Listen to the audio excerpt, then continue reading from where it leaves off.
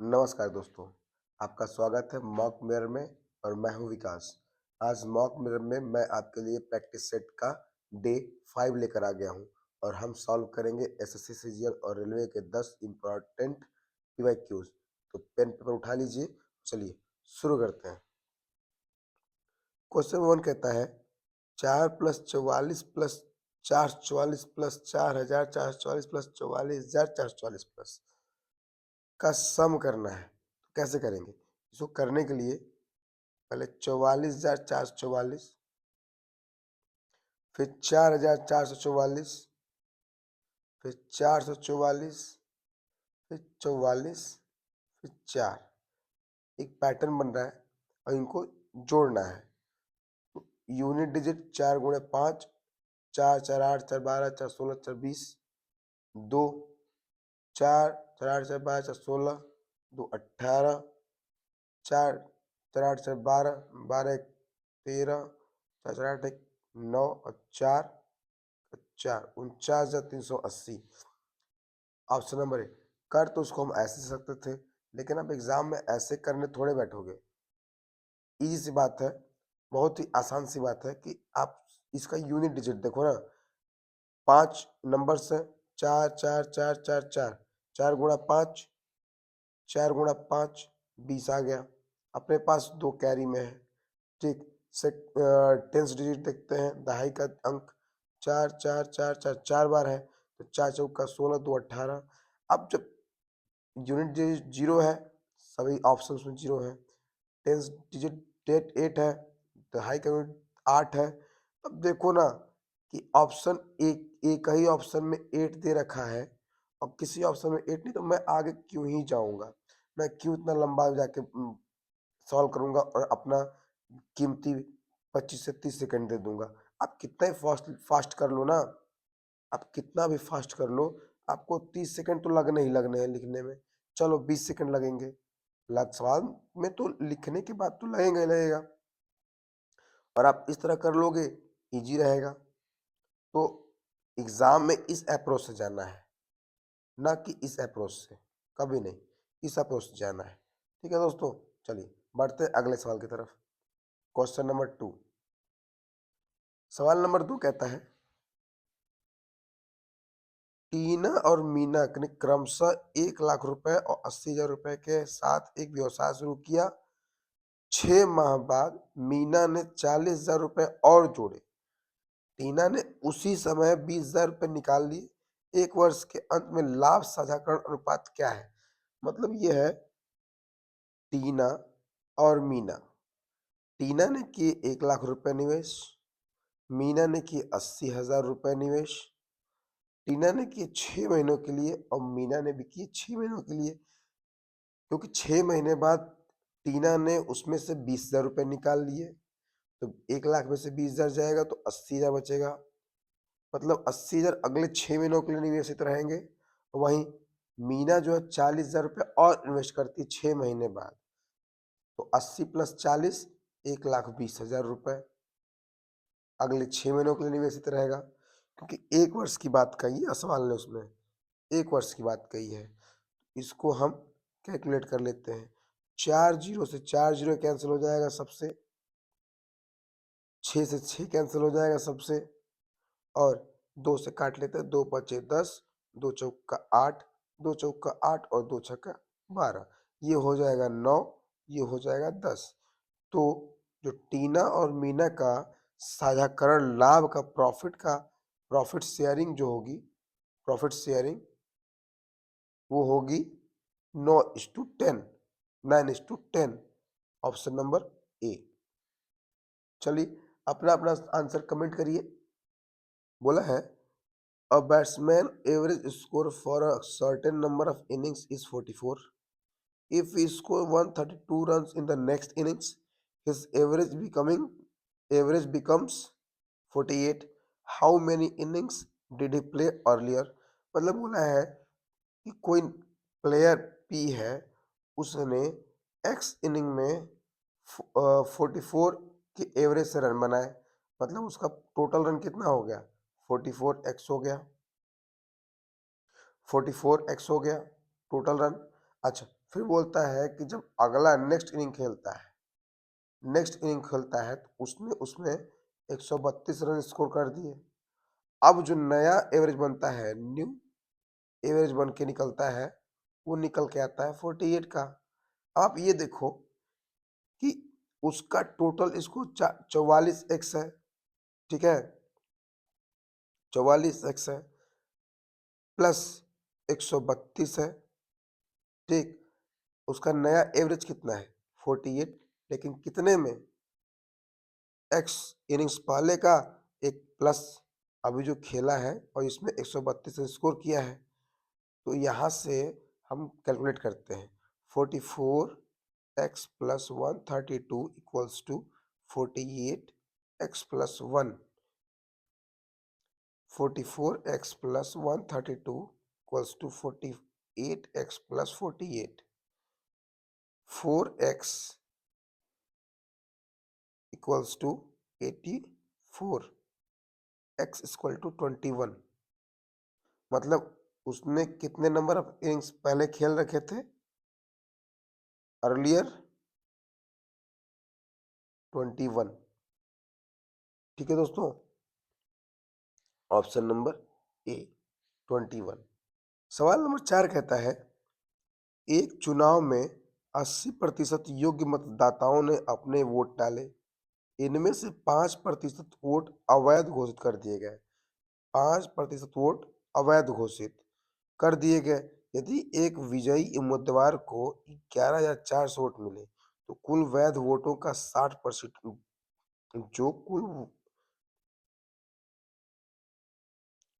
जो कुल वैध वोटों का 60% है, तो उस चुनाव में नामांकित कुल योग्य मतदाताओं की संख्या कितनी थी।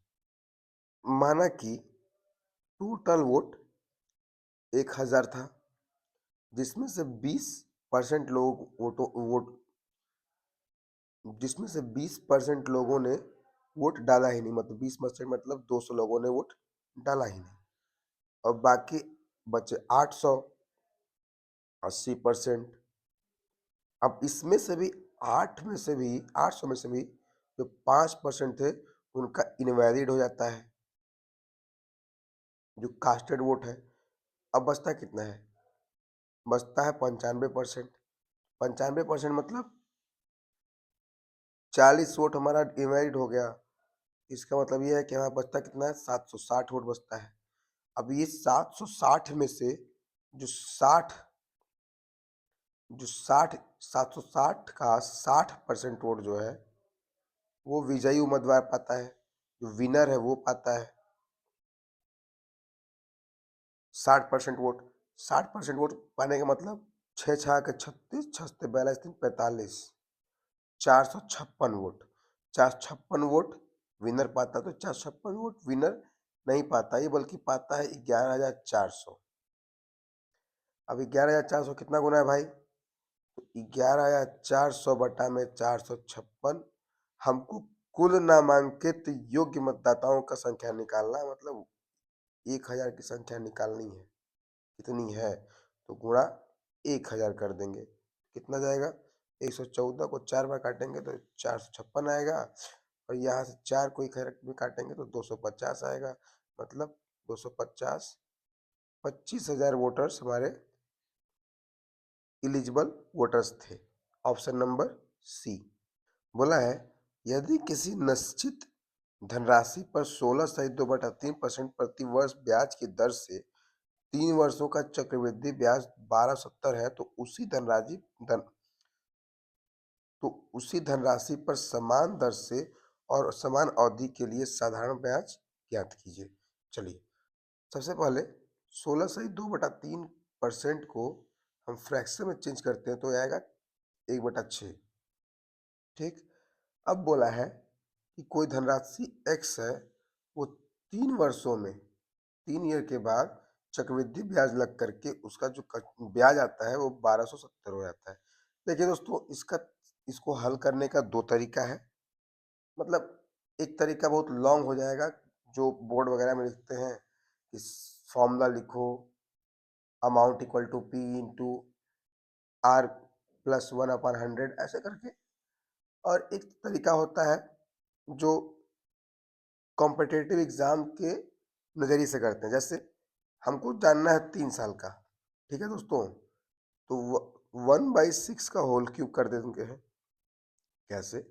इस हम मान लेते हैं कि 6 जो है हमारा क्या है, सम है, और एक हमारा क्या है, इंटरेस्ट है, एक हमारा क्या है, इंटरेस्ट है। ठीक है दोस्तों, 6 को हम 6 का क्यूब करते हैं तो कितना आता है, 216 आएगा। अच्छा, अब इसका कंपाउंड इंटरेस्ट निकालते हैं 3 साल का।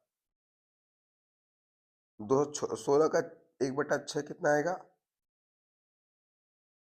216 का 1/6 कितना आएगा, 36, 36, 36, 36 का 1/6, 6, यहाँ से 36 का 1/6, 6, यहाँ से फिर दूसरे साल पर 1/6, 6, और यहाँ से 1/6 तीसरे साल के लिए, दूसरे साल से 1 आएगा। अब ये जो हमारा ब्याज निकल के आ रहा है 36, ये जो हमारा हमारा क्या है, ये कंपाउंड इंटरेस्ट है। 36, 36, 36, 6, 6, 6, 6, 6 और 1, 36, 36 और 36, 36 यहाँ 108, 36 18, हमारे माने हुए सम से जो इंटरेस्ट निकल के आया है 127 है। पर वो 127 थोड़ा ही है, सवाल में तो इसका 10 गुना है, 1270 है। 10 गुना है तो सारे 10 गुना होंगे, क्योंकि रेशियो का नियम चलता है कि एक जगह कोई चीज़ गुणा होती है तो हर जगह करनी पड़ती है। तो हमारा जो 216 सम था वो भी 10 गुना होगा, मतलब 2160 रुपये हमारा सम निकल के आ गया। अच्छा, सवाल में बोला है कि उसी धनराशि पर समान दर से समान अवधि के लिए साधारण ब्याज ज्ञात करना है। मतलब हमारा सम तो 2160 रुपये है ही, और रेट कितना है, 16 सही 2/3 का मतलब 50/3, और गुणा में 100, 3 गुणा में 100, और ऊपर गुणा में हमारा टाइम कितना है, 3 साल। यहाँ से निकाल लेंगे, 3 से 3 कैंसिल आउट होगा, 2 शून्य से 2 शून्य कैंसिल आउट होगा, 216 गुणा 5 मतलब 1080 रुपये। ये हमारा क्या निकल के आया, साधारण ब्याज निकल के आया है। Option number A. कहता है 75 लीटर के मिश्रण में दूध और पानी का अनुपात 3:2 है। यदि इस मिश्रण में 15 लीटर पानी निकाल दिया जाए और उसकी जगह 10 लीटर पानी शुद्ध दूध डाल दिया जाए तो मिश्रण में दूध और पानी का अनुपात क्या होगा। सबसे पहले दोस्तों कि जो हमारा 75 लीटर मिक्सर है, इस 75 लीटर में दूध कितना है और पानी कितना है। दूध हमारा 3 है और पानी हमारा 2 है, मतलब 5, 5 मतलब 15 गुना। इसका मतलब ये है कि दूध हमारा 45 है और पानी हमारा 30 है। ठीक है दोस्तों। अच्छा, अब ये बोलता है कि इस 75 में से, बोलता है इस 75 लीटर मिक्सर में से 15 लीटर मिक्सचर जो है निकाल लिया गया, मतलब अब कितना बचा, 60 लीटर बचा। लेकिन फिर बोलता है कि इस 60 लीटर में प्योर दूध 10 लीटर मिलाया गया और ये कितना हो जाएगा, 70 लीटर का मिक्सर हो जाएगा। पर दोस्तों सवाल ये नहीं है, सवाल ये है कि जो 15 लीटर मिक्सर निकाला है वो उस 15 लीटर में से, इस 15 लीटर में से हमारा बाहर क्या क्या रहा है, हमारा 3:2 के रेशियो में पानी और दूध बाहर, दोनों बाहर आ रहा है। 5 मतलब 15, 15 मतलब 3 गुना, मतलब हमारा 9 दूध आया है बाहर और 6 पानी बाहर आया है। ठीक है, हम 9 दूध निकाले, 6 पानी निकाले, फिर हमने रिटर्न में 10 लीटर प्योर मिल्क डाला। प्योर मिल्क वापस मिक्सचर में डाला है, ठीक है। पर आप ये समझो कि उस प्योर मिल्क में पानी तो है नहीं, तो हमने 9 लीटर पहले दूध निकाला था, 6 लीटर पानी निकाला था, तब जाके 15 लीटर निकालता है दूध, मतलब मिक्सचर। अ, अब जो है 9 लीटर के साथ केवल 1 लीटर ही एक्स्ट्रा डाल रहे हैं और 6 लीटर नहीं डाल रहे हैं। मतलब पहले हमारा जो रेशियो था 3 और 2 का, यानी 45 लीटर पहले दूध था और 30 लीटर पानी था। अब जो हो गया हमारा, ये पहले का रेशियो, पहले वाला। अब जो न्यू में जो आएगा, न्यू मिक्सर में क्या होगा कि सबसे पहले तो मैंने 9 लीटर दूध निकाल दिया, ठीक है दोस्तों, और पानी 6 लीटर निकाला। तो 9 लीटर निकालने के बाद हमारा कितना बचा? 36 लीटर दूध बचा और 24 लीटर पानी बचा। फिर बाद में हमने क्या किया कि 10 लीटर दूध डाला है, तो प्लस 10 दूध, तो ये 36 से 46 हो जाएगा। और ये जो दूध है उसमें तो जीरो आया है, प्लस क्या है जीरो, इसका मतलब 24 का 24 ही रह गया। तो इसका जो नया रेशियो बनेगा, जो नया रेशियो बनेगा, क्या बनेगा? न्यू रेशियो 23 दूना 46 और 12 दूना 24, 23:12 का नया रेशियो बनेगा। Option number B. क्वेश्चन 7 कहता है A A can lay railway track between two specified stations in 16 days, while B can complete the same task in 12 days. When C assists them, they manage to finish the job in just 4 days. How long would it take for C to complete the job in their own? मतलब कहने का ये है कि अगर A काम करता तो उसे 16 दिन में निपटा देता, वहीं बी काम करता उसे 12 दिन में निपटा देता। पर जब सी, ए और बी दोनों को असिस्ट कर रहा है, मतलब ए प्लस बी प्लस सी तीनों एक साथ काम कर रहे हैं, तो 4 दिन में ही खत्म कर दे रहे हैं, ठीक है दोस्तों। चलिए एलसीएम निकाल लेकर के हम टोटल वर्क निकाल लेते हैं। टोटल वर्क हमारा कितना होगा? 48। 48 हमारा टोटल वर्क आ गया। 16 तिया 48, ए की इफिशियंसी 3, 12 चौका 48, 4 इफिशियंसी बी की, और ए प्लस बी प्लस सी तीनों की इफिशियंसी 12, ठीक है दोस्तों। तो हमसे पूछा क्या, सी अकेले काम को पूरा कितने समय में करेगा? ए तो हमारा इसमें सी को निकालना ही है। ए हमारा काम कर रहा है 3 की रफ्तार, 3 के इफिशियंसी से, बी कर रहा है 4 की इफिशियंसी से, और तीनों मिल के कर रहे हैं 12 की इफिशियंसी से। सी का आ जाएगा 5। सी की इफिशियंसी क्या आ गई? 5। अब पूछा है कि 5 की इफिशियंसी से इस 48 काम को सी कितने दिन में कर पाएगा? तो 9 5 45, 3 सही 3/5, 9 सही 3/5 दिन में ये कर पाएगा, ठीक है दोस्तों। ऑप्शन नंबर सी। 8वां सवाल, एक व्यक्ति शहर ए से बी तक यात्रा करता है। यदि वह 50 किलोमीटर प्रति घंटा गति की यात्रा करता है तो वह 1 घंटा पहले जाता है, और यदि बस 30 किलोमीटर प्रति घंटा की यात्रा करता है तो वह 1 घंटा देरी से पहुंचता है। शहर ए और बी की बीच की दूरी किलोमीटर में क्या है? कहने का मतलब है वो टाइम पहुंच नहीं पाता है, धीरे जाए तो देर पहुंचे, जल्दी चले तो पहले पहुंच जाए। तो अब इसकी वजह से उसके घर और उसके ऑफिस के बीच की दूरी कितनी है, या शहर के बीच की दूरी कितनी है? तो देखो दोस्तों, इसके लिए डायरेक्ट फॉर्मूला आता है speed 1 into speed 2 upon speed का difference into time taken into time. इसको हम इस फॉर्मूले पर रख सॉल्व करेंगे। चलिए कैसे करते हैं। स्पीड 1 कितना है? पहला स्पीड 50 किलोमीटर प्रति घंटा है, दूसरा स्पीड कितना है? 30 किलोमीटर प्रति घंटा है। इसका डिफरेंस निकाल लेते हैं। डिफरेंस हमारा 20 आएगा। और टाइम कितना लगा? अगर 50 किलोमीटर प्रति घंटा चलता है तो 1 घंटा पहले पहुंचता है, और 30 किलोमीटर प्रति घंटा चलता है तो 1 घंटा देरी से पहुंचता है, मतलब 1 घंटा इधर 1 घंटा उधर, 2 घंटे। 2 घंटे, 0 से 0 कैंसिल, 2 से 25, 3 दूना 6, 25 छक्का 150। मतलब इसका ये है कि जो हमारा डिस्टेंस शहर ए से शहर बी की तक वो 150 किलोमीटर है। Option number A.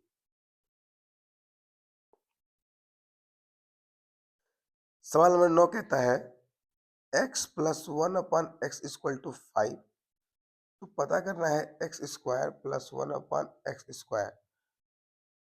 देखिए दोस्तों, सही कहूँ अगर x प्लस 1/x बराबर 5 दिया है और x² प्लस 1/x² निकालना है और आपने इसमें पेन उठा लिया, इसका मतलब आपसे बड़ा गुनहगार कोई है नहीं।